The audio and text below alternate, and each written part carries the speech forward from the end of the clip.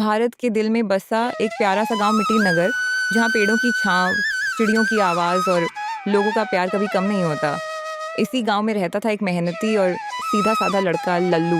लल्लू रोज़ सुबह जल्दी उठता, सबसे पहले चूल्हा जलाता। उसका काम था मोमोज और ख़ास चटनी बनाना।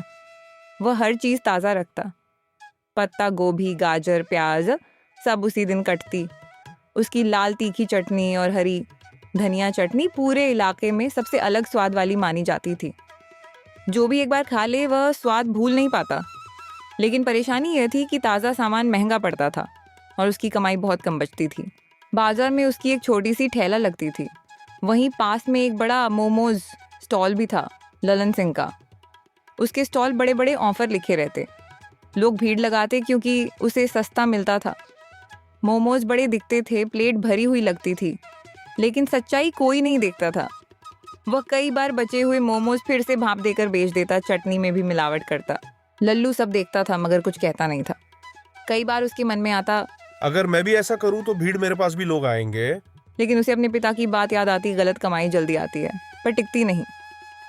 यही सोचकर वह फिर ताज़ा आटा गूंदने लगता। दिन बीतते गए, उसके ठेले पर ग्राहक कम होते गए। कभी 5 प्लेट बिकती, कभी 2। कई बार तो आधा सामान वापस ले जाना पड़ता। एक शाम घर पहुंचा तो उसकी पत्नी चुप बैठी थी। घर में बहुत कम अनाज बचा था। उसने धीरे से पूछा, आज कितना काम हुआ? लल्लू ने बात टाल दी। बच्चे बोले, पापा, कल वाली लाल चटनी बची है क्या? हमें अच्छी लगती है। लल्लू ने मुस्कुराकर कहा, कल और अच्छी बनाऊंगा। पत्नी की आंखें भर आईं। बोली, कब तक ऐसे चलेगा? मेहनत बहुत है, कमाई नहीं। लल्लू ने शांत आवाज में कहा, मेहनत खाली नहीं जाती, बस समय लगता है। अगले दिन वह और जल्दी बाजार पहुंचा।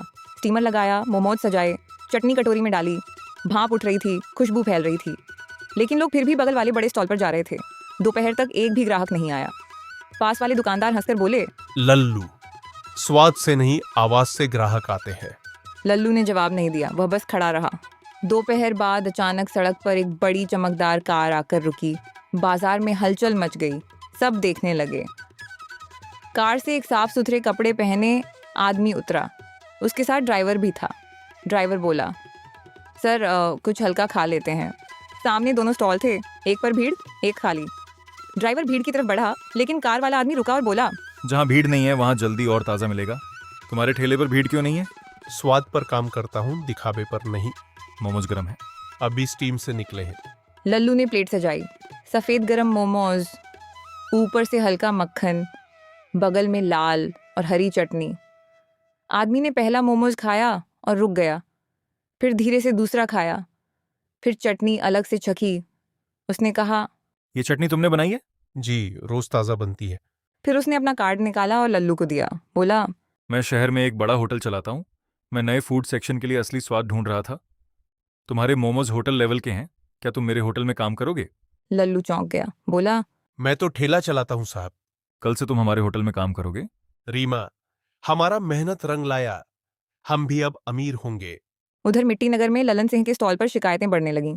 लोगों ने कहा, स्वाद बदल गया, पेट खराब हो गया। जांच हुई और उसका स्टॉल कुछ दिनों के लिए बंद कर दिया गया। कुछ महीनों बाद लल्लू ने पैसे जोड़कर अपने गांव में एक साफ सुथरी दुकान खोली। वही पुरानी जगह, लेकिन नया रूप। बोर्ड लगा, लल्लू मोमोज कॉर्नर। अब वहाँ रोज लाइन लगती थी। आपको कहानी अच्छी लगी हो तो लाइक और सब्सक्राइब जरूर कीजिए।